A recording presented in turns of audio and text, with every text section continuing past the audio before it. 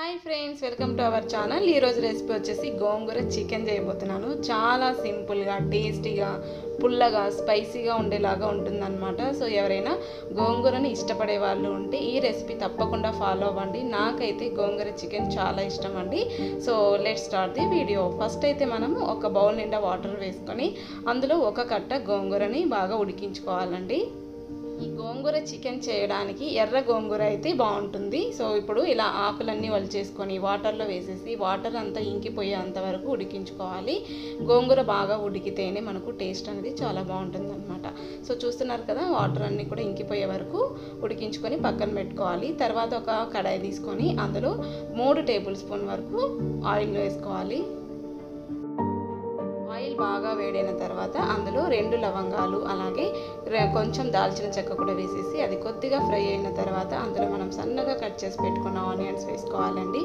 Onions బాగా మగ్గితేనే ఈ గోంగూర chicken చాలా టేస్టీగా ఉంటుంది. సో ఆనియన్స్ కొంచెం ఎక్కువ వేసుకోండి. నేనైతే ఒక పెద్ద ఉల్లిపాయని ఇలా సన్నగా కట్ చేసి వేసుకున్నాను. సో చాలా సన్నగా ఉండి బాగా వేగితేనేనండి ఈ కర్రీ టేస్ట్ అనేది చాలా బాగుంటుంది. ఇలా వేగించుకోండి. ఇది వేగడానికి మినిమం మనకు ఒక 10 మినిట్స్ టైం పడుతుంది. ఇందులోనే మనం సన్నగా చీల్చి కట్ చేసి పెట్టుకున్న 2 పచ్చిమిర్చి వేసుకోండి. పచ్చిమిర్చి ఫ్లేవర్ అనేది చాలా బాగుంటుంది చికెన్లోకి. సో ఇలా పచ్చిమిర్చి వేసిన తర్వాత ఇవన్నీ కూడా బాగా ఫ్రై చేసుకోవాలి. మంచి గోల్డెన్ బ్రౌన్ కలర్ వచ్చేంత వరకు ఫ్రై చేసుకోవాలి. ఇందులోనే నేను 1 టేబుల్ స్పూన్ వరకు అల్లం వెల్లుల్లి పేస్ట్ కూడా వేస్తున్నాను. అల్లం పేస్ట్ కూడా పచ్చి వాసన పోయేంత వరకు ఫ్రై చేసుకోవాలి. సో చూడండి, ఆనియన్స్ అన్నీ కూడా మంచిగా బ్రౌన్ కలర్లోకి వేగిపోయాయి. ఇందులోనే 1/2 టీ స్పూన్ అంత పసుపు, 1/2 టీ స్పూన్ అంత సాల్ట్ వేసుకుంటే ఆనియన్స్ అనేది తొందరగా ఫ్రై అవుతాయి అన్నమాట. సో నేను సరిపడా సాల్ట్ వేయలేదండి, కొంచెం ఆనియన్స్ ఫ్రై చేసుకోవడానికి మాత్రం కొద్దిగా వేసాను అనమాట. తర్వాత మనం ఇందులో 1/2 కిలో చికెన్ బాగా కడిగి పక్కన పెట్టుకున్నానండి. సో ఈ చికెన్ కూడా ఇందులో వేసేసి మూత పెట్టేసి చికెన్ బాగా కుక్ అయ్యే వరకు మగ్గించుకోవాలన్నమాట. చూడండి, కొంచెం ఈ చికెన్లో ఉన్న వాటర్ అంతా కూడా బయటకు వచ్చేసి ఈ వాటర్ అంతా కూడా ఇమిరిపోయేంత వరకు మూత పెట్టుకొని ఉడికించుకోవాలి. మధ్య మధ్యలో కలుపుకుంటూ ఉడికించాలన్నమాట. సో అడుగు అంటకుండా చూసుకోవాలి. ఇందులో ఎక్స్ట్రా వాటర్ వేయాల్సిన అవసరం లేదండి. చికెన్లో నుంచి వచ్చే వాటరే మనకు సరిపోతుంది అనమాట. సో ఇప్పుడు నేను చికెన్కి సరిపడా సాల్ట్ కూడా వేసేస్తున్నాను.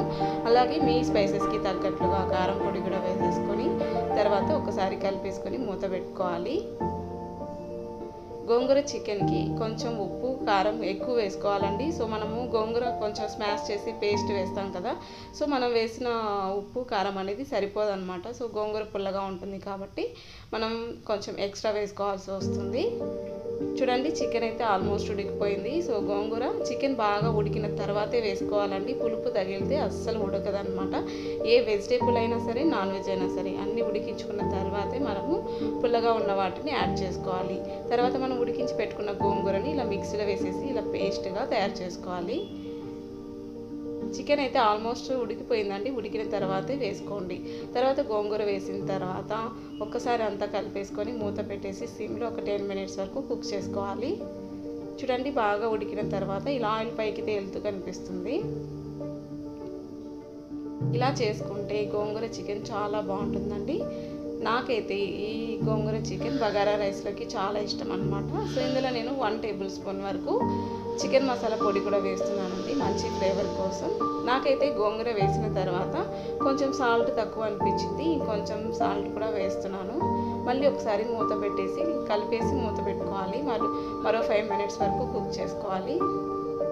చూడండి, ఆయిల్ అయితే నీట్గా బాగా పైకి తేలుతూ కనిపిస్తుంది. అయితే ఇలా కనిపిస్తే చికెన్ అయితే ఆల్మోస్ట్ రెడీ అయిపోయింది అనమాట. ఒక్కసారి ఇలా కలిపేసుకొని పైన కొత్తిమీర వేసేసుకొని మరొకసారి బాగా కలుపుకుంటే గోంగూర చికెన్ రెడీ. చూడండి, ఎంత సింపుల్గా గోంగూర చికెన్ చేసుకోవచ్చు. చాలా ఈజీ రెసిపీ. ఈ ప్రాసెస్లోనే తప్పకుండా ఈ వీడియో చూసి ఈ ప్రాసెస్లోనే ట్రై చేయండి. టేస్ట్ అయితే అదిరిపోతుంది అనమాట. మనం కొత్తిమీర వేసిన తర్వాత ఇంకొకసారి జస్ట్ ఒక 2 మినిట్స్ అలా కుక్ చేసుకుంటే ఆ కొత్తిమీర ఫ్లేవర్ కూడా మనకు గోంగూరకి మంచిగా పడుతుంది అనమాట చికెన్కి. సో ఇంకొంచెం టేస్ట్ అనేది ఇంకా బాగా వస్తుంది. సో అందుకోసం ఒక 2 మినిట్స్ అలా కుక్ చేసేసాను అనమాట. సో చూడండి, చాలా బాగుంది. నాకైతే ఈ గోంగూరకి మా నోట్లో వాటర్ వస్తున్నాయి అనమాట. సో ఇప్పుడు ఒక బౌల్లోకి సర్వ్ చేసుకొని మంచిగా బగారా రైస్ చేసుకొని తింటుంటే ఆహా ఎంత బాగుందంటే గోంగూర చికెన్.